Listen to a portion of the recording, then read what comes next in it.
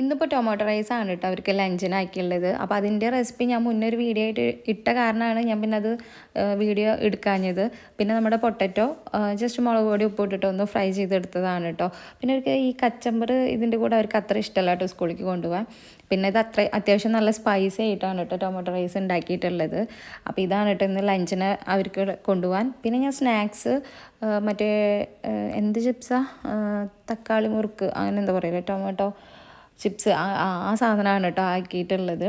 അപ്പോൾ ഇന്നാണെങ്കിൽ ഉണ്ണിക്ക് സ്പെഷ്യലുള്ള കാരണം ഭയങ്കര തിക്കും തിരക്കായിരുന്നു കേട്ടോ രാവിലെ. അവനെ ലേറ്റ് ആവുകയും ചെയ്തു ഞങ്ങൾ ഇറങ്ങാൻ.